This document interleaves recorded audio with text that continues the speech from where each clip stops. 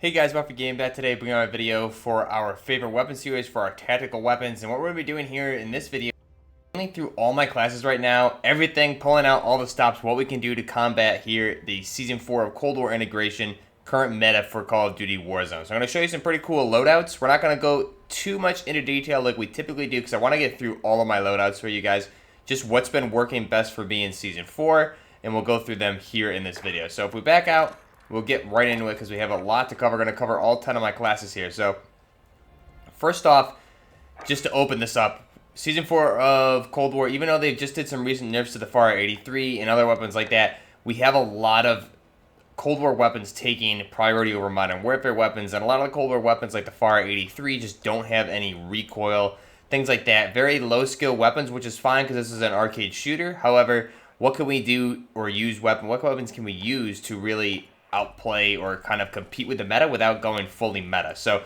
the first weapon is going to be my AK-104 build. I've covered this quite a bit in the past, and again, this is just a beautiful build here, a very short barrel AK, turning it into the AK-104 for 7.62 by 39 millimeter.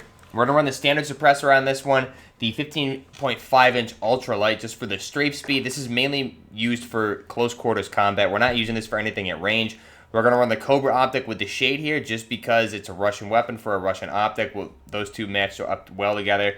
We'll go with a 45 round ammunition just because we'll save movement speed and mobility versus some of the other options here. You could also go with the taped mags, but that's only 30 rounds, but you can see 45 round speed mags, your mobility is going down with the speed mag. So just the standard 45 round steel magazine there is what I'm going to be running. And then the Spetsnaz grip for that recoil control on this weapon. Again, this is very close quarters weapon. And especially with the suppressor, the base suppressor over the GRU suppressor, we're getting a lot of the benefits that we need for close quarters. We don't need the damage at range, things like that. So this weapon allows you to kind of compete with SMGs for the most part, as it has in the past. And I've been using this since the Cold War integration started, and they recently just kind of nerfed the recoil on this, so it's easier to use. So now's a good time to pick this up if you haven't tried it. Very good weapon, and it breaks armor and kills very, very quickly. This is the AK-104, firing 7.62 by 39 millimeter. I do have a Warzone video on it. I'll try and link that down below. Otherwise, you can just look on the channel for the Warzone weapon playlist and check it out in there. So that's the AK-104. And again, you'll see I'm running this with the SPR. Sniping lately, again, sniping kind of the K31 and the Kar 98 taking over. So I'm running just, a lot of my snipers right now are different SPR 208 builds here. So I'm running basically the standard one that I run here, and I have a few different ones that I'll run here. But the monolithic suppressor, the longest barrel attachment, tac laser, variable zoom, and then the normal magnum rounds just for the increased bullet velocity and damage at range versus the Lapua. You're going to have damage at range kind of drop off, or it won't travel, the velocity of the weapon won't travel as far. So you'll get a straighter bullet at longer distance with the Norma Magnum. So go ahead and select that. That's my sniper rifle that I'm running with that. Next up, my Ghost class. This is a PKM. So I've kind of switched this one up quite a bit. This is the one I've settled on right now. I had some really good clips with this that I'll probably be covering sometime in the future, but maybe I'll throw it in here if I can have the time. But monolithic suppressor. This is the longest, the best suppressor for the weapon itself, as for all weapons, for the Modern Warfare weapons. We're going to run the longest barrel option. Now, for this one, I've run all different barrels on this. I've run the base barrel, the Pecheneg barrel here with the 25.9, and the longest barrel. The longest barrel just is very, very accurate. Even though your mobility is a little slower, you're very accurate, and you're getting that damage at range. It's going to just crush players. I took out a whole team with this thing in a matter of seconds, a whole quad, so 4-man team, in a matter of seconds with about probably 50 rounds out of the belt. So this is a really good Ghost class that I pick up if I need something with a lot of ammunition. I'm going to run the VLK optic because it is a Russian weapon, so we'll put the Russian sight on there. Fully loaded because it is my Ghost class, and then the Snatch Grip. This one will help out with the recoil control and the aim down sight speed. So this is just a complete killer. You can take out multiple people at once, even at medium ranges. Really all you need to do is catch somebody and fire this thing, and they're going to go down very quickly. So the PKM, still one of the better Modern Warfare weapons in the game that can compete with really anything right now. So that's the PKM with the longest barrel option there for the Ghost class, and you can see I'm running with a Strela mainly for vehicle combat.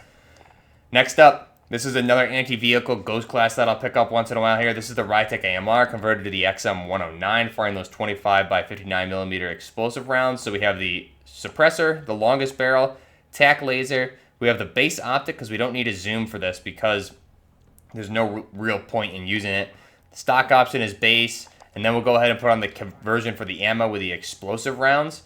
That'll give us the explosive impact, very good for vehicles. It'll get through trophy systems and do increased damage. If you hit somebody with this in the upper torso, head area, they're going to go down instantly.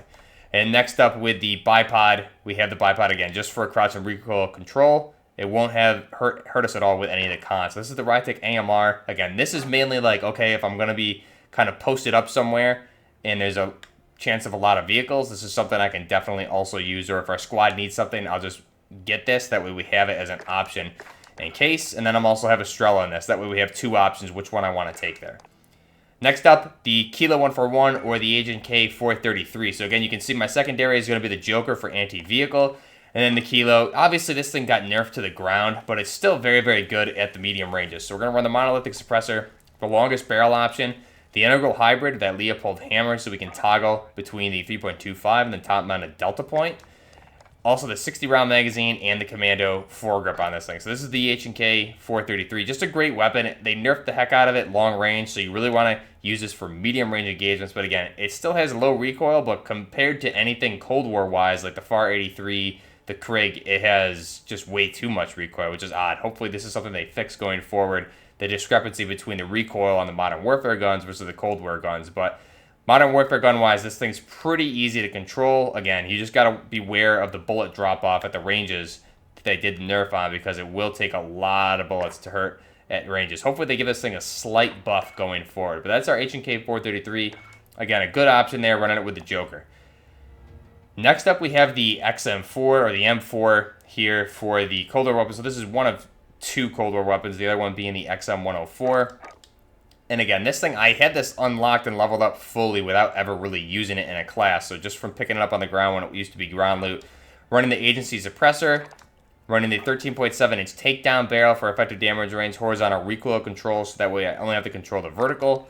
Running just a Hawksmoor optic there, just I think it's a 1.37 times for the red dot. We also have the 60 round magazine and the field agent grip for the horizontal and vertical recoil control. Now again, this thing just got a recoil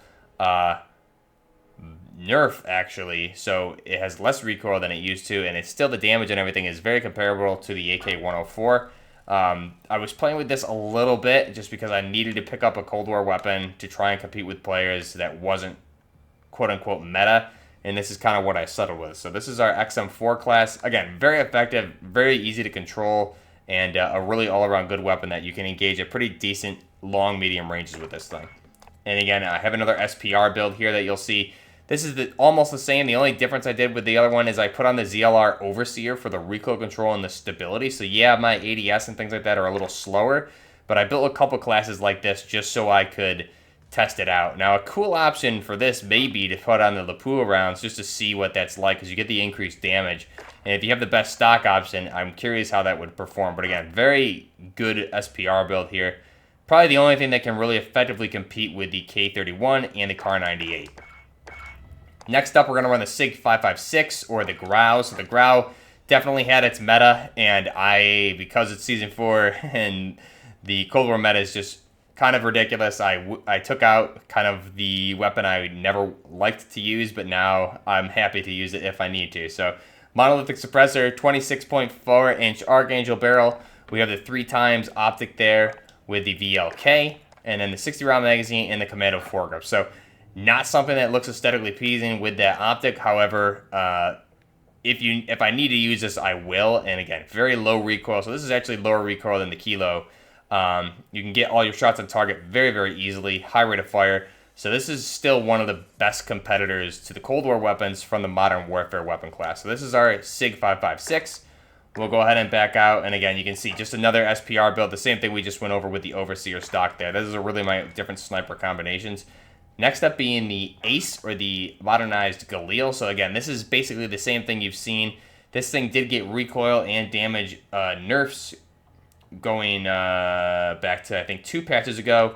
Running the monolithic suppressor, the Zodiac barrel. This is the longest barrel in class for the damage at range, bullet velocity, and the recoil control. Tac laser, the 3x optic, as well as the Ranger foregrip to try and control that recoil a little bit more. I always enjoyed the Ranger foregrip over the Commando, personally. So I feel like this is probably appropriate to use given the recent recoil changes that they made to the weapon, as well as the damage changes. So This is the CR56 AMAX, or the Ace. Just a very good weapon overall. Again, one of the more powerful weapons for the Modern Warfare weapon classes. And then just, again, the same SPR we went over, so I won't cover it again. Next up is the AK-74M. So this is utilizing the Modern Warfare AK-47. We're going to just convert this to the 74M. So a lot of you have probably seen this before.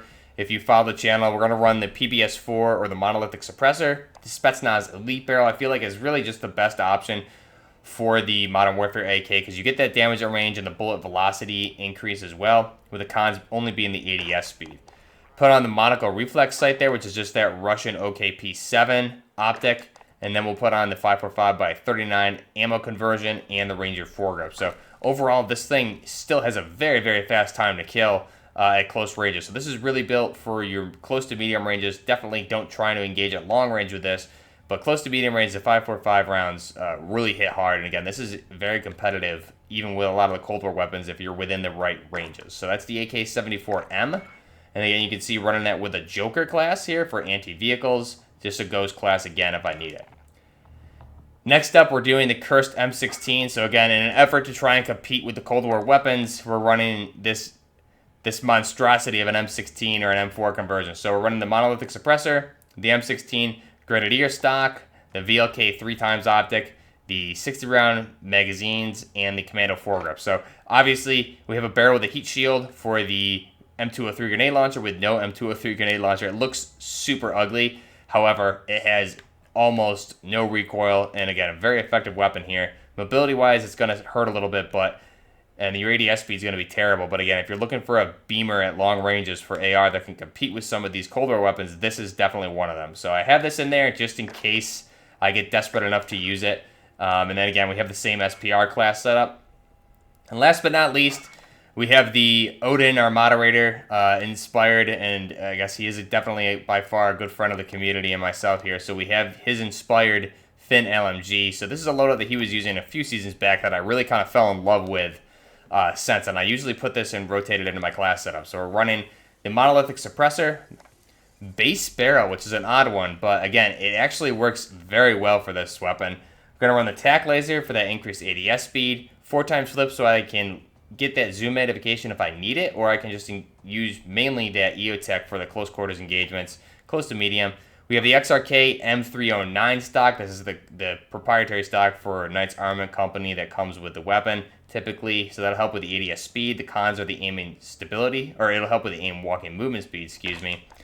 And then next up, we're running the Commando foregrip. Just because this thing has such a low recoil to begin with, you just want a little bit of stability there.